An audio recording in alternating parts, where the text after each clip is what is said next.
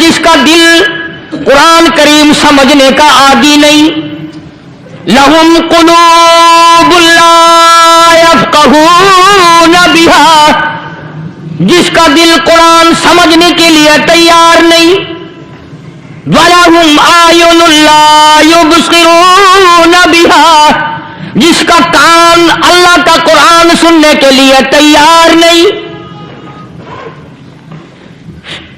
أَمْ لَهُمْ آذَانٌ لَا يَسْمَعُونَ بِهَا، أَمْ لَهُمْ آذَانٌ يَسْمَعُونَ بِهَا، جس کا کان خدا کا قرآن سننے کو تیار نہیں۔ خدائی فیصلہ سنو، اللہ کے قرآن کا فیصلہ سنو، اللہ کے کلام کا فیصلہ سنو، جس کا کان میرا کلام سننے کے لیے تیار نہیں، جس کو میرا قرآن سن کے مزہ نہیں آتا، جس کو میرا کلام سن کے حلاوت نہیں آتی، جس کو میرا کلام سن کے لذت نہیں آتی، جس کی روح تازی نہیں ہوتی، جس کو لطف نہیں آتا، جس کو کیف نہیں آتا، جس کو سرور نہیں آتا، جو میرا قرآن سننے کو تیار نہیں، جو میرا قرآن آنکھوں سے دیکھنے کو تیار نہیں، جو میرا قرآن سننے سمجھنے کے لیے تیار نہیں، آؤ پھر خدائی فیصلہ سنو، فرمایا اولئک کالانعام،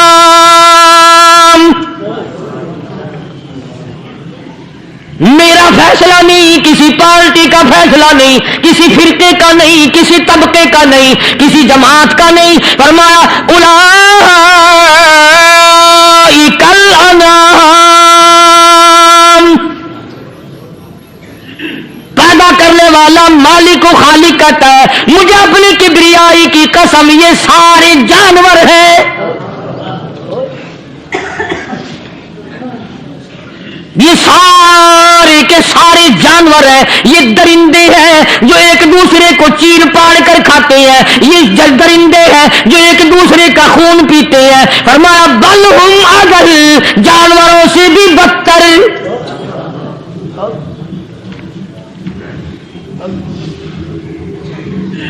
جس کے دل میں قرآن سن کر ترس نہیں، جس دل میں رحم نہیں، اپنے سے کمزور دیکھ کر جس کے دل میں شفقت نہیں، مہربانی کا مادہ نہیں، فرمایا وہ کوئی بندہ ہے، وہ تو جانور ہے، اور خدا غضب میں آ گیا، فرمایا بل ہم اضل، اس سے بھی بدتر۔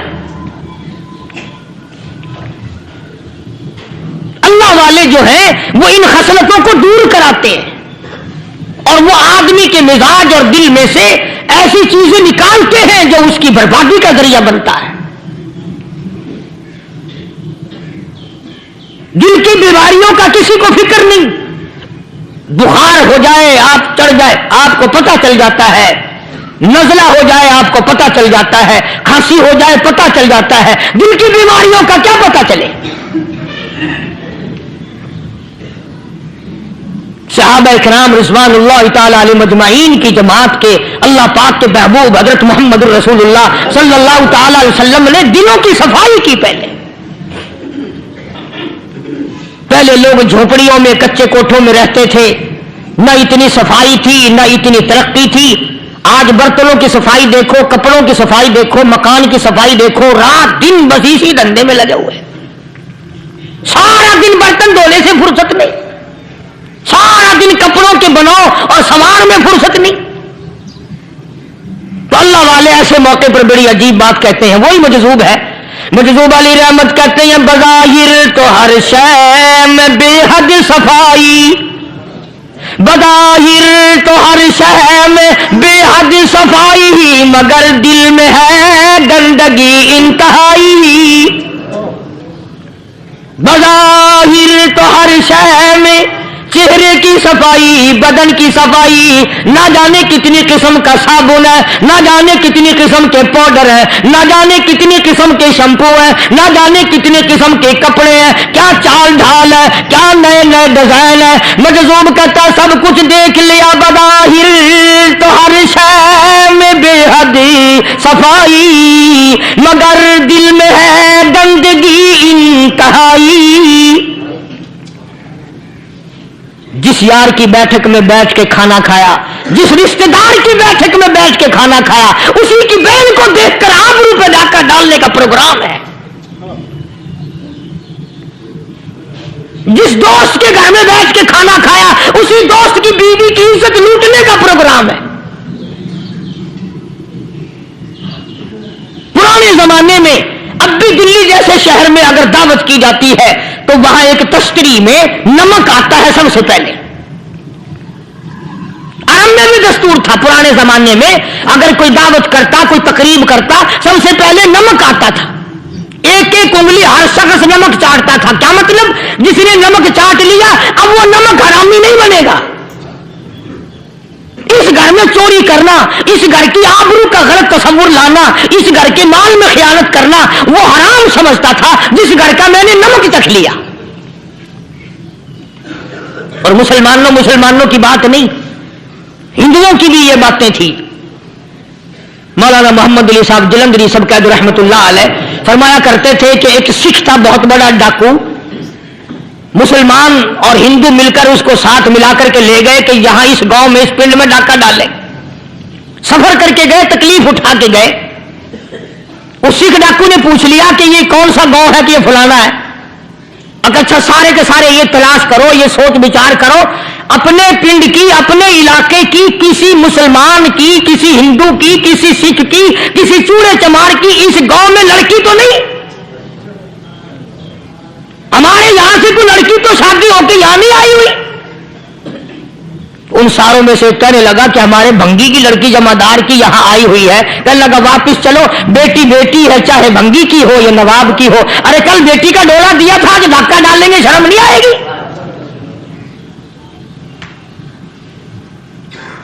آج وہ تصور کہاں چلے گئے اور ہم سب روتے پھرتے ہیں سکون نہیں، سکون نہیں، اطمینان نہیں. ارے اطمینان آئے گا کیسے؟ ہمارے دل بے ایمان ہے، نیتیں خراب ہے، آئے گا کہاں سے؟ صحابہ کرام رضوان اللہ تعالی علیہ مجمعین کی جماعت نے اس قدر اس بات پہ محنت کی اور کوشش کی کہ غلط لقمہ بھی پیٹ کے اندر نہ چلا جائے.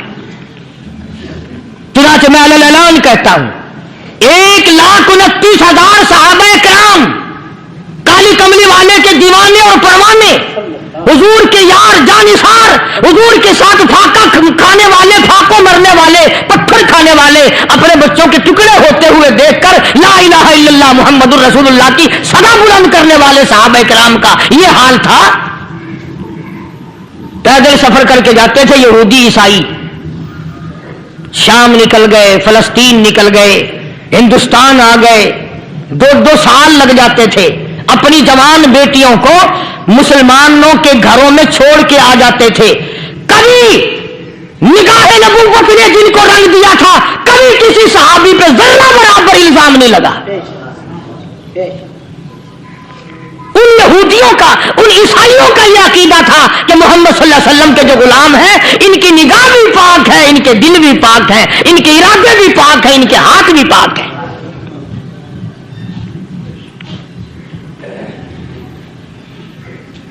مصر کے گورنر نے، مصر کے جنرل کرنل نے خط لکھا سیدنا فاروق اعظم رضی اللہ تعالی عنہ کی خدمت میں.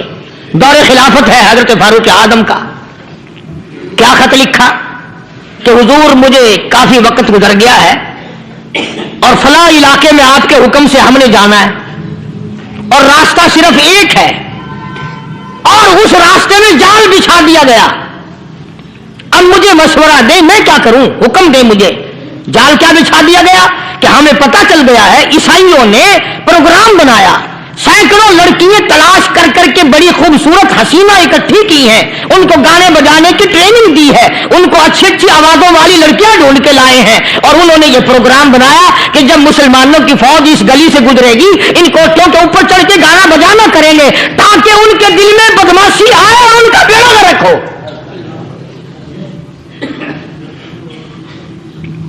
کبھی کافر کا یہ عقیدہ تھا کہ مسلمان کا دل بگڑا تو یہ گیا، اس کی نیت میں خرابی آئی اور یہ تباہ ہوا. جناب فاروق اعظم رضی اللہ تعالیٰ عنہ نے اسے یہ خط نہیں لکھا کہ تو قرآن پڑھا کر، تو نفل پڑھا کر. امیر المومنین خلیفۃ المسلمین سیدنا فاروق اعظم رضی اللہ تعالیٰ عنہ نے اپنے جنرل کرنل کو خط لکھا کہ اس میں لمبی چوڑی فکر کی کوئی بات نہیں، اس میں کوئی پریشانی والی بات نہیں، کوئی سوچو بچار والی بات نہیں، سارے تیری فوج میں تیری کمان میں مسلمان ہیں، سب کو اکٹھا کر لے، ساروں کو اکٹھا کر کے قرآن کریم کے سورت نور کی 2 آیتیں سنا دے۔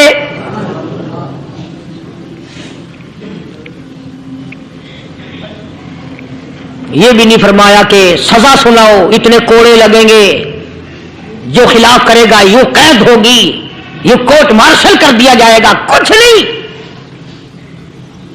جناب فاروق اعظم رضی اللہ تعالیٰ عنہ کی رائے دیکھو، ان کے خیال میں قرآن کریم میں اتنی بڑی طاقت ہے، اتنی بڑی عظمت ہے، اتنی بڑی کرامت ہے، کلام الہی میں اتنا بڑا شرف ہے، اعلان کر دیا، فرمایا اپنے کرنل کو ساری فوج کو، لشکر کو اکٹھا کر کے قرآن کریم کی فلاں فلاں آیت سنا دے۔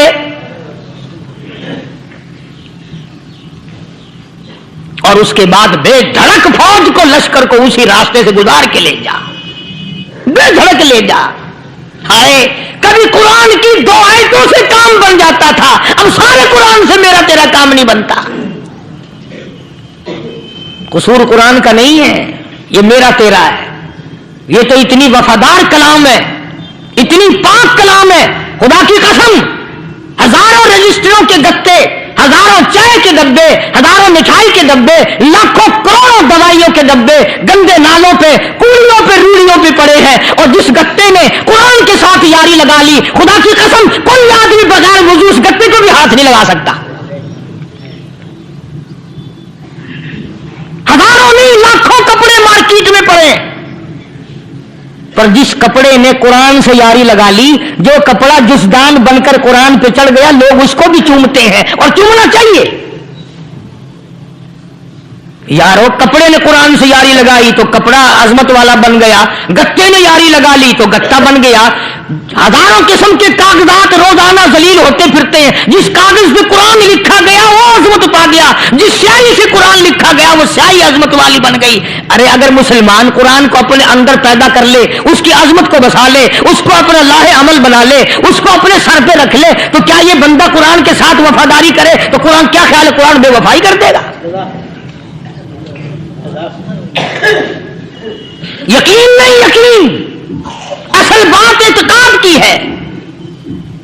یقین کا تو یہ عالم بنا ہوا کہ اگر کوئی چوری کا معاملہ ہو جائے اور کسی پر شبہ ہو، اگر اسے کہو کہ قرآن اٹھا دے تو دیر نہیں لگائے گا، اور اگر کہے کہ فلانی خانگاہ کا کنڈا مار دیا کہ یہ کام میں نہیں کرتا۔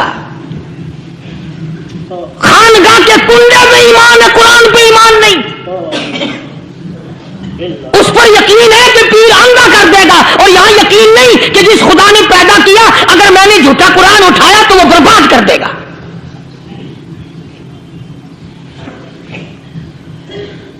عجیب عجیب لوگ ہیں۔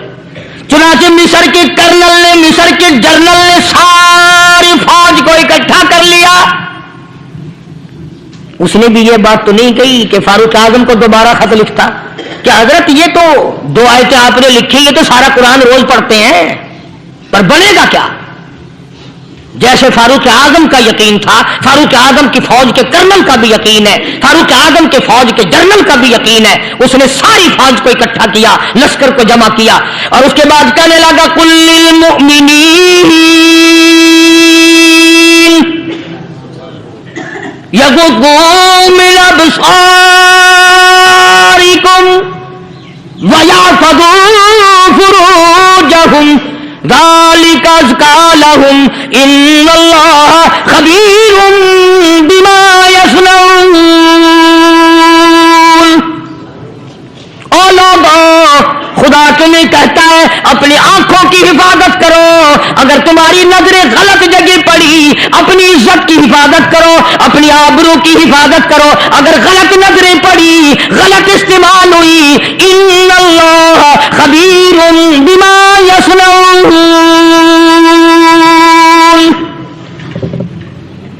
اللہ پاک تمہارے ساتھ ساتھ ہے، وہ ہر چیز کو دیکھتا جائے گا، وہ ہر چیز تمہاری دیکھے گا۔ चुनाचे तारीख शाहिद है, इब्न हशाम ने लिखा है, इब्न खुल्दून ने लिखा है और कई मुअर्रिखीन ने लिखा है कि जब मुसलमान कर्नल ने अपनी फौज को कुरान की 2 आयतें सुनाई और इसके बाद हुक्म दिया चलो, तमाम का तमाम लश्कर चल रहा है, उधर ढोल बजा, धमाके बजे, गाना शुरू हुआ, गाना बजाना शुरू हुआ, सारी फौज निकल गई, सारा लश्कर चला गया। लड़कियों ने देखा कि ये तो खत्म हो गए, नीचे आवाज देती कहने लगी और जाने वालों ये सारी फौज कई अंधों की फौज तो नहीं, ये हुस्न का नजारा और ये डांस और ये आवाज, हम नाच नाच के थक गई, कोई सर नहीं उठाता।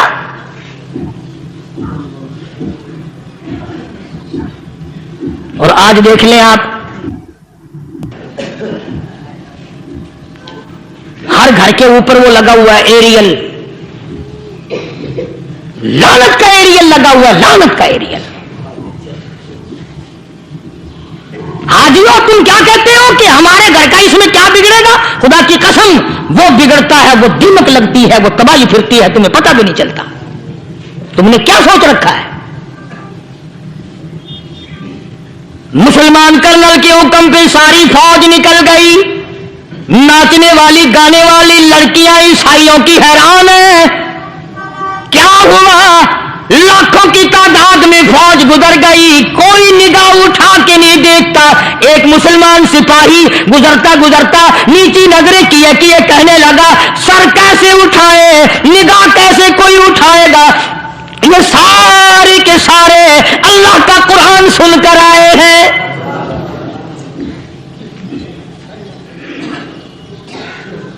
कैसे कोई निगाह उठाएगा, कैसे कोई सर को उठाएगा? ये सारे के सारे अल्लाह का कुरान सुनकर आए हैं। उनका अमल हुआ ना कुरान पे, उनके अमल का कितना बड़ा असर पड़ा।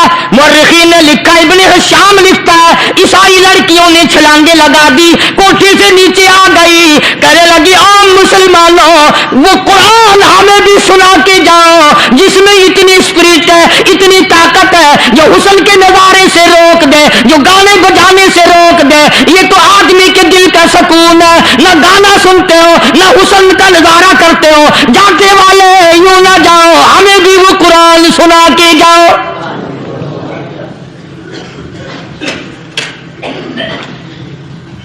उस कुरान में कितनी बड़ी ताकत है, वो कितनी अजमत होगी, उसमें उस कलाम में कितनी बरकत होगी, जिस कलाम में ये तासीर है कि वो ऐसी ऐसी चीजों से रोक देता है। चुनाचे एक मुसलमान सिपाही चलता भी जाता है और कहने लगा वकुल्लिल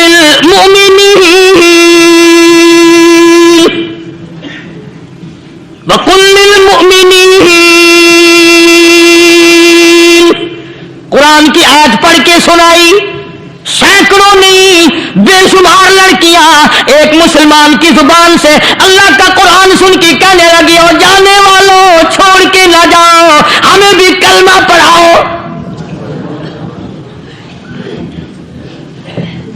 जितनी भी वो नाचने गाने वाली थी तमाम के तमाम कलमा पढ़कर मुसलमान बन गई। और मुअर्रिखीन ने लिखा है आखिरी दम तक कुरान की शहदाई और दीवानी बन के गुजरी है। फिर वो लड़कियां जो रात दिन हुस्न जमाल का पैकर बनी रहती थी, उलमा ने लिखा है जब मौत आई एक एक के बदन में कपड़े लिबास में मौत आई तो 50-50 टाकी लगी हुई थी।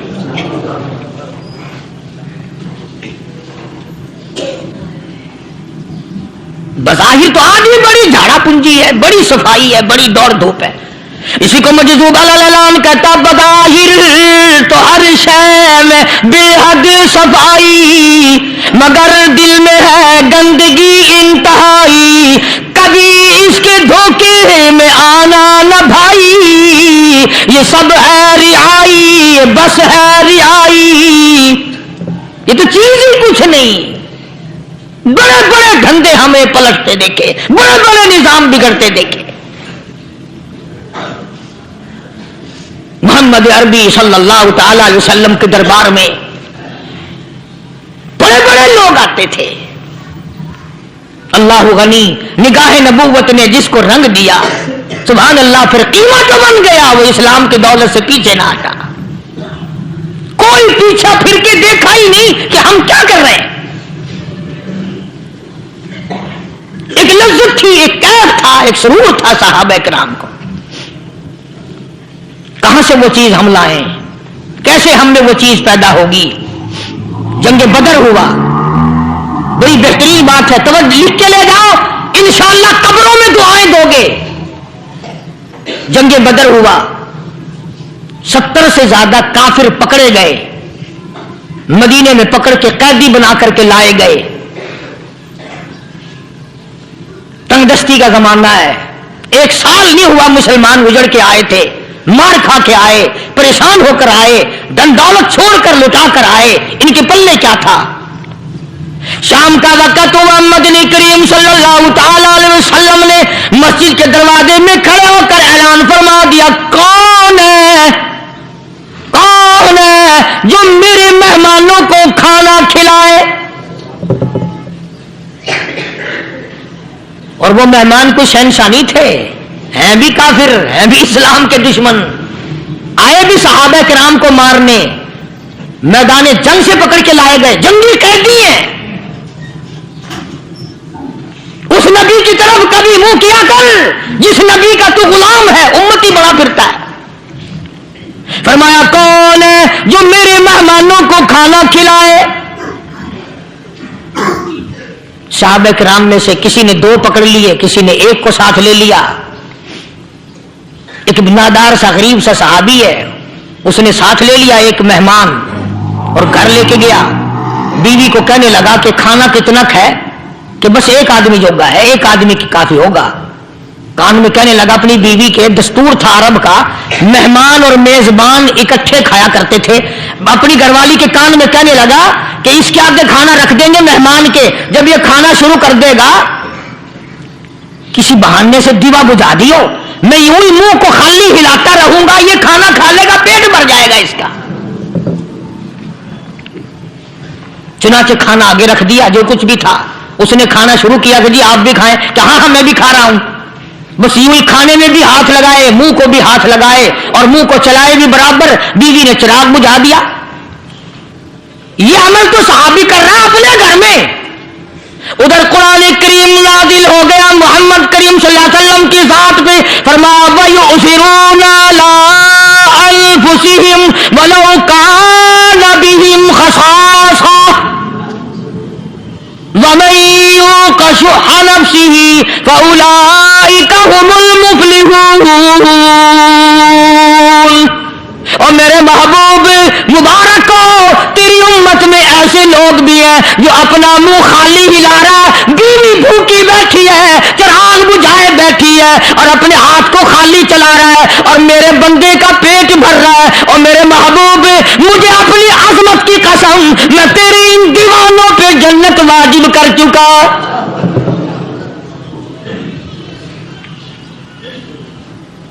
اب حضور صلی اللہ علیہ وسلم نے تو ان کو نہیں سکھایا تھا کہ تو جا کے ایسا کرنا، قدرتی مزاج ایسا بنا دیا تھا۔ ایک اور موقع آیا مدینے پاک میں، جنگی قیدی اور جگہ سے اسی طرح سے آئے، ایک صحابی ایک اور آدمی کو، جنگی قیدی کو کافر میں گھر لے گیا، بیوی کہنے لگی کہ 1 ہی آدمی کا کھانا ہے بس، انہوں نے کہا اس کو دے دو۔ وہ کافر جنگی قیدی کہنے لگا جی آپ بھی کھائیں، کہنے لگا بھی بات ہے صاف، 1 آدمی کا کھانا ہے، تو کھانا کھا، میں درخت کے پتے چبا لیتا ہوں۔ وہ کہنے لگا میں کھاؤں گا پتے، انہوں نے کہا تو رئیس آدمی ہے مکے کا، میں پرانا غریب ہوں، مجھے پتے چبانے کی عادت ہے، تیرے پیٹ میں درد نہ ہو جائے، میں عادی ہوں پتے چبانے کا۔ اس نے پتے چبا لیے، کافر مسافر اور مہمان جو تھا جنگی قیدی اس کو کھانا کھلا دیا۔ دوسرے دن پھر ایسی نوبت آئی، اس نے کہا آپ بھی میرے ساتھ کھانا کھائیں؟ میں کہا نہیں بھائی تو کھا، میں پتے چبانے کا عادی ہوں۔ 2 دن تو اس کافر نے کھانا کھا لیا، اور جب تیسرے دن اس کے آگے کھانا آیا، انہوں نے کہا بھائی تو ہی کھا، بس اتنا ہی کھانا ہے، میں تو میاں بیوی ہم تو پتے چبا لیں گے۔ اور کہنے لگا مدینے والوں تم خود پتے چباتے ہو، دشمنوں کو کھانا کھلاتے ہو، آج میری بھی ایک شرط ہے، پہلے کلمہ پڑھا پھر کھانا کھلا۔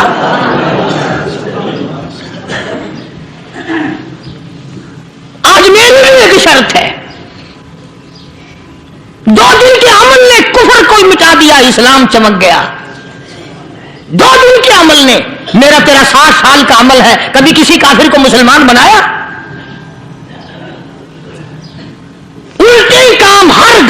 ادھر معاملہ الٹا ہی ہے. ہر آدمی بیزار ہوتا ہے یار دین تو کچھ نہیں, یار اسلام کچھ نہیں, یارو ایمان کچھ نہیں. اسی کو قرآن کریم نے للکار کے آواز دے کے فرما دیا لوگوں ایسی گڑبڑ نہ کرو ورنہ میں وہ خدا ہوں. فأخذتكم الصاعقة وأنتم تنظرون. جبریل امین نے ایک چیخ ماری, ساری قوم کے جگر پھٹ گئے. میں وہ خدا ہوں لا تركضوا وارجعوا إلى ما أترفتم فيه ومساكنكم لعلكم تسألون. لوگ مکان چھوڑ کے بھاگتے ہیں, ماحول چھوڑ کر بھاگتے ہیں, معاشرہ چھوڑ کر کے بھاگتے ہیں. خدا کہتا آؤ جن مکانوں پہ تمہیں ناز تھا وہ یہ کھڑے بھاگ کر رہے ہو. اسی کو قرآن کریم کہتا ہے ان الذین قالوا ربنا اللہ ثم استقاموا. وہ آدمی جس نے لا الہ الا اللہ محمد الرسول اللہ صلی اللہ علیہ وسلم پڑھا, اللہ کی توحید کا اقرار کر لیا, او میرے مالک تیرے سوا میرا کوئی مشکل کشا نہیں, حاجت روا نہیں, میرے دل کے بھید کو جاننے والا نہیں, میری بگڑی بنانے والا کوئی نہیں, اجڑوں کو بسانے والا کوئی نہیں, کھیتی کو آباد کرنے والا کوئی نہیں, ایک دانے سے سینکڑوں دانے بنانے والا تیرے سوا کوئی نہیں.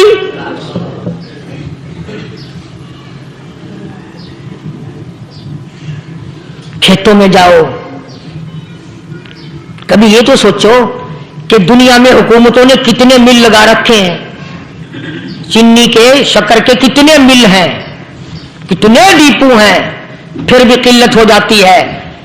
اور یہ اللہ میاں نے کتنا میٹھا کیلے میں, سنترے میں, مالٹے میں, انگور میں, سیب میں. کبھی یہ بھی سنا کہ اللہ میاں کا شوگر مل فلاں علاقے میں لگا ہوا ہے.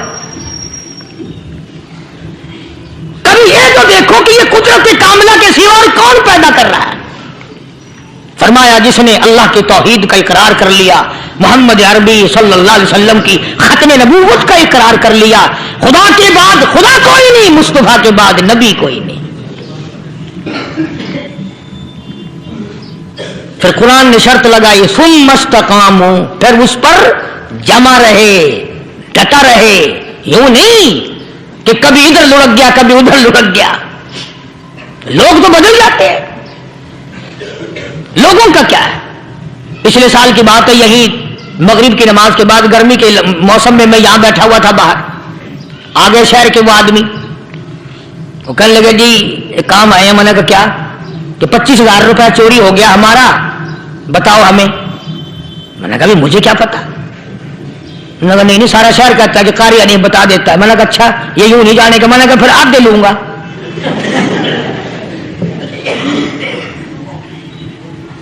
25,000 گم ہوئے ہیں نا, 12.5 میرے 12.5 تمہارے. کہتے ہیں دیکھو نا جی بال بچے چھوٹے چھوٹے غریب بچے ہیں جن کے وہ پیسے ہیں. میں نے کہا اچھا میں بادشاہ لگا ہوا ہوں.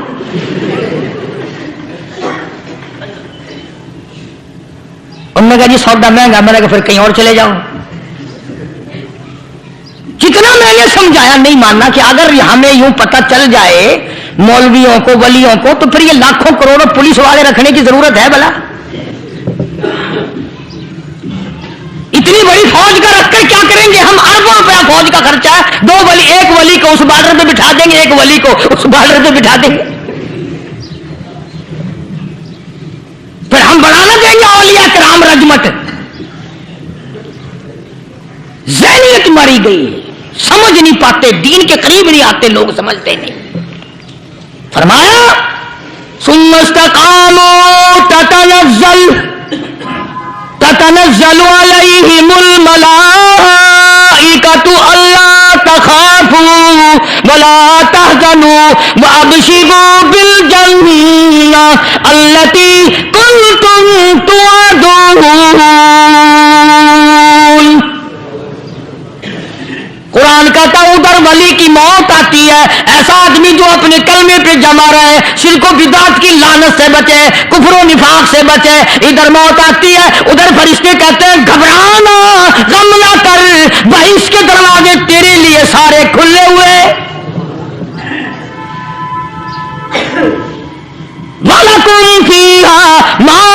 तश्तही अनफुसुकुम वलकुम फीहा मा तदऊन। फरमाया हम तुम्हारी हर उस तमन्ना को पूरा करेंगे, हर उस आरज़ू को पूरा करेंगे, जो मांगोगे वही मिलेगा, जो कहोगे वही दिया जाएगा। नहनु औलियाउकुम फिल हयाति दुनिया व फिल आखिरह। हम दुनिया में भी तुम्हारे कारसाज हैं, हम आखिरत में भी तुम्हारे कारसाज हैं। हम दुनिया में भी तुम्हारे दोस्त हैं, आखिरत में भी तुम्हारे दोस्त हैं। और खुदा के यहां वो इनाम मिलेगा। अल्लाह गनी, राई के दाने के बराबर नेकी की होगी, जब पहाड़ों के बराबर सवाब मिलेगा तो आदमी हैरान होगा, या अल्लाह तेरे जैसा बैंक तो किसी का भी नहीं। राई का दाना लेकर पहाड़ वापिस कर दिया, मालिक ने निजात का दरिया बना दिया। फरमाया नुज़ुलम मिन गफूरिर रहीम, ये मेहमानी है परवरदिगार आलम की तरफ से। कुरान ऐलान कर कर के कहता व बिल असहारी हुम यस्तगफिरून। अल्लाह पाक फरमाते हैं मेरे बंदों की निशानी ये है कि वो आखिरी रात में बड़े वेले सहरी के वक्त उठकर इस्तिग़फ़ार करते हैं, अल्लाह के हुजूर में माफी मांगते हैं, रोते हैं, आजिज़ी करते हैं। कहता कि एक तड़प सी दिल में उमंगती है, एक दर्द जिगर में होता है। एक तड़प सी दिल में उमंगती है, एक दर्द जिगर में होता है। हम रात को रोया करते हैं जब सारा आलम सोता है। सब लोग सोए हुए हों और अल्लाह का दरवाजा खटखटा, अंधेरे में मालिक के कायनात के सामने झोली फैला, अपनी बिगड़ी का सवाल कर, अपनी मुश्किलात उस मालिक के सामने पेश कर जो सारे जहान का खालिक और मालिक है। अकीदा भी बनाओ, अमाल भी बदलो, मिजाज बदलो, तबीयतों में इनकलाब लाओ और लोगों इन घरों को मुसलमानों वाले घर बनाओ। तुम बुरा मान के जाओ या भला मान के जाओ, मैं अपने अकीदे की बात को छुपाता नहीं। जिस घर में कोई मर्द औरत कुरान के खोलने वाला नहीं, मैं उस घर को मुसलमान का घर नहीं कहता, वो चूड़े और किरार और सिख का घर है। तुम्हें ये सिखाया किसने है कि मरने के बाद कुरान पढ़ा जाता है और सारी जिंदगी में नहीं पढ़ा जाता? ये कुरान मुर्दों के लिए थोड़ी आया, ये जिंदों के लिए आया है। हदीस पाक में आता है हुजूर करीम सल्लल्लाहु अलैहि वसल्लम ने फरमाया, ईसा अलैहिस्सलातु वस्सलाम एक कब्रिस्तान से गुजरे, गुरिस्तान से गुजरे तो एक कब्र को देखा। वो नबी ऐसा था, उसके मोजज़ात ऐसे थे। कब्र में देखा तो एक बुढ़िया जल रही है, सड़ रही है, तबाह हो रही है, रो रही है। तो ईसा अलैहिस्सलातु वस्सलाम पना पना करके वहां से गुजर गए। चंद दिनों के बाद जो उसी कब्र के पास से गुजरे तो ईसा अलैहिस्सलाम को ध्यान आया कि इस कब्र में एक बुढ़िया बड़ी आजाद भुगत रही थी, मगर उस दिन जो देखा वो तो ऐश में बैठी है, तख्त में बैठी आराम कर रही है। सैयदना ईसा अलैहिस्सलाम ने अल्लाह पाक से सवाल कर दिया, इलाही मरने के बाद तो आदमी कोई नेकी भी नहीं कर सकता, इसने क्या कर लिया जो इसका सारा निजाम बदल गया? आवाज आई, ऐ ईसा लिख के ले जाओ ये बात, हुजूर का फरमान है। फरमाया, ऐ ईसा, इस माई के छोटे से पोते ने उस्ताद के पास जाकर के पढ़ा बिस्मिल्लाहिर्रहमानिर्रहीम। उस नन्हे से मुंह से, छोटे से मुंह से जब ये लफ्ज निकला, अल्लाह तू बड़ा मेहरबान है, तू बड़ा करीम है। ईसा छोटे से मुंह से जब निकला, वो तो मासूम था, उसके मुंह से जब निकला ना तो मैं बड़ा मेहरबान हूं, मैंने उस मासूम बच्चे के सदके में उसकी दादी पे करम कर दिया। उसके नाम में बड़ी बरकतें हैं, उस अल्लाह का नाम लेने में बड़ी बरकतें हैं। गुड़ में मिठास है, अल्लाह के नाम में मिठास नहीं। टॉफियों में मिठास है, अल्लाह के नाम में मिठास नहीं। तुमने चक्के नहीं देखा, अगर तुम चख लो, खुदा की कसम दुनिया की कोई चीज अच्छी ना लगे अल्लाह के नाम के मुकाबले में। अल्लाह पाक मुझे और आप सबको अपना नाम लेने की तौफीक अता फरमाए, अपने कुरान की तिलावत करने की तौफीक अता फरमाए, और अपना जिक्र और अपना फिक्र और अपने शुक्र की तौफीक अता फरमाए। और अल्लाह पाक हम सबको ये हिम्मत दे कि मरते दम तक हम कुरान से यारी करें, कुरान से वफादारी करें। व आखिर दावाना अल्हम्दुलिल्लाहि रब्बिल आलमीन। پچھلے جمعے کی بڑی شاندار کیسٹ جو آپ لوگ خود سن کے گئے تھے، اور بھی سب کیسٹیں ہیں، بڑی اعلیٰ درجے کی اولیاء کرام کی جو بھی بیمار ہے یا اللہ سب کے دکھوں کو دور فرما دے، یا اللہ اپنے محبوب صلی اللہ علیہ وسلم کے صدقے میں سب کی تکلیفوں کو دور فرما، سب کی پریشانیوں کو دور فرما، سب کی نیک تمناؤں کو پورا فرما۔ یہ جتنے مرد عورت آئے بیٹھے ہیں یا اللہ ان کو قدم قدم پہ نیکیاں اور قبولیت عطا فرما، یا اللہ سب کے کاروبار میں سب کی فصل میں برکت عطا فرما، یا اللہ سب کی نیکیوں کو اتنا بڑھا کہ ہمارے لیے ذریعہ نجات بن جائیں، یا اللہ ہم سب کے والدین کی مغفرت فرما۔ میرے حاجی صاحب کے لیے بھی دعا کرو جس کا یہ سارا بوٹا لگایا ہوا، اللہ تعالیٰ اس کی قبر کو جنت کا باغ بنائے۔ میری والدہ کے لیے بھی سب کے والدین کے لیے دعا کرو، یا اللہ سب کی قبروں کو جنت کا باغ بنائے۔